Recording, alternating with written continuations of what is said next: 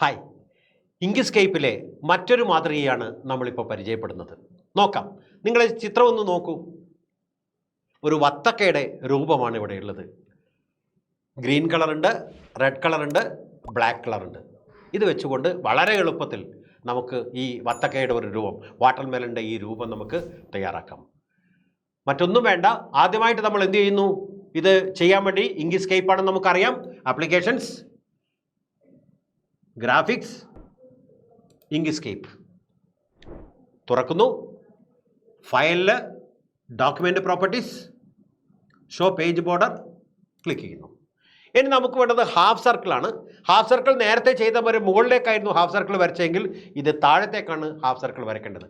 അപ്പോൾ ഇവിടെ നമ്മൾ സർക്കിൾ ടൂൾ എടുത്തിട്ട് വരച്ചു കഴിഞ്ഞാൽ ഇങ്ങനെയാണ് വരുന്നത്. ഇതിനെ നമുക്ക് എന്ത് ചെയ്യണം? താഴത്തേക്കാക്കിയിട്ട് മാറ്റണം. അപ്പോൾ അതിന് വേണ്ടിയിട്ട് നമ്മൾ ഇതൊന്ന് ക്ലോസ് ചെയ്യുന്നു, സർക്കിൾ ടൂൾ സെലക്ട് ചെയ്യുന്നു.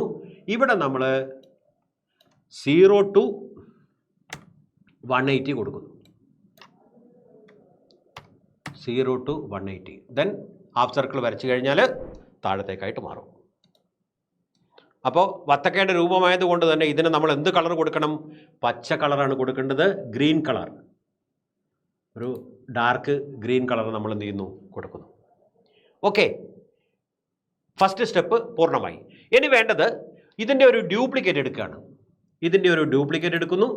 അതിനെ നമ്മൾ ഷിഫ്റ്റ് ഉപയോഗിച്ചിട്ട് ഇത്തിരി ഒന്ന് ചെറുതാക്കിയിട്ട് അതിൻ്റെ കളർ ഒന്ന് മാറ്റുകയാണ്. ഒരു റോസ് കളറാക്കിയിട്ടൊന്ന് മാറ്റുകയാണ്. റോസ് കളറാക്കി മാറ്റുകയാണ്.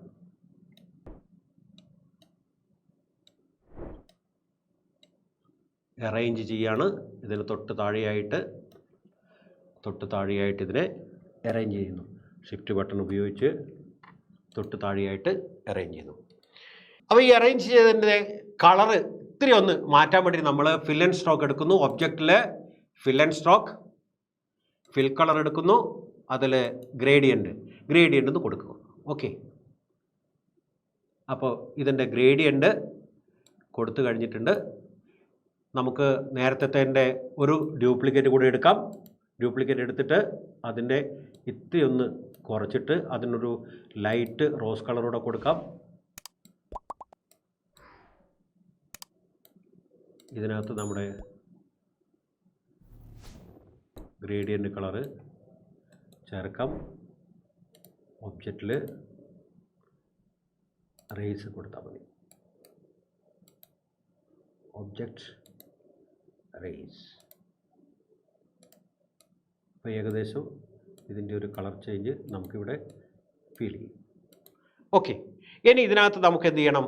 വത്തക്കയുടെ ചെറിയ ചെറിയ കുരുക്കൾ ചേർക്കണം. അതിന് വേണ്ടിയിട്ട് നമ്മൾ ഫുൾ സർക്കിളാണ് ഉപയോഗിക്കേണ്ടത്. ഫുൾ സർക്കിൾ ഇവിടെ ഹാഫ് സർക്കിളാണ്. 360 കൊടുക്കണം. 360 ഒരു ഫുൾ സർക്കിൾ. അതിൻ്റെ കളറ് ബ്ലാക്ക് കളറായിരിക്കണം. നമുക്ക് വത്തക്കയുടെ ഒരു കുരുമാരി, സീഡ് മാരി ചെറുങ്ങനെ ഒന്ന് റെഡിയാക്കിയിട്ട് ഇവിടെ വെക്കാം. അറേഞ്ച് ചെയ്തിട്ട് ഇവിടെ ഒന്ന് അറേഞ്ച് ചെയ്ത് വെക്കാം. ഓക്കെ, ഇനി എന്ത് ചെയ്താൽ മതി? അതിൻ്റെ ഡ്യൂപ്ലിക്കേറ്റ് എടുത്താൽ മതി. ഡ്യൂപ്ലിക്കേറ്റ് ഒന്ന് ഇത്തിരി മാറ്റി ഇവിടെ വെക്കുന്നു.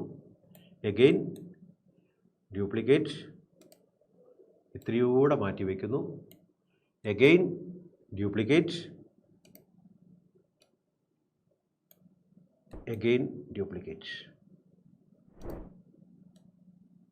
അപ്പോൾ ഏകദേശം നമ്മൾ ചിത്രത്തിൽ കാണിച്ചിരിക്കുന്ന അതേ മാതൃകയിൽ തന്നെ കാര്യങ്ങൾ തയ്യാറാക്കിയിട്ടുണ്ട്. ഇതിനെ ഫുള്ളായിട്ടൊന്ന് സെലക്ട് ചെയ്തിരുന്നു, ഗ്രൂപ്പ് ചെയ്യുന്നു. ഒബ്ജക്റ്റിൽ ഗ്രൂപ്പ് ചെയ്യുന്നു. ഫയലിൽ സേവ് പറയുന്നു.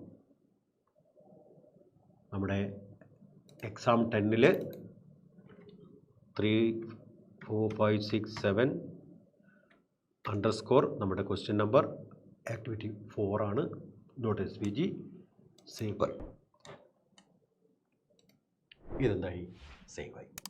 അപ്പോൾ നമ്മുടെ ഇങ്ക്സ്കേപ്പുമായി ബന്ധപ്പെട്ടിരിക്കുന്ന എല്ലാ ചോദ്യങ്ങൾക്കും, ഏകദേശം എല്ലാ ചോദ്യങ്ങൾക്കും നമ്മൾ ഉത്തരം കണ്ടു കഴിഞ്ഞു. ഇതിലേതെങ്കിലും ഒരു ചോദ്യം തീർച്ചയായും നമുക്ക് പരീക്ഷയ്ക്ക് ഉണ്ടാവുമെന്ന് പ്രത്യാശിക്കാം. അപ്പോൾ ഗുഡ് ബൈ.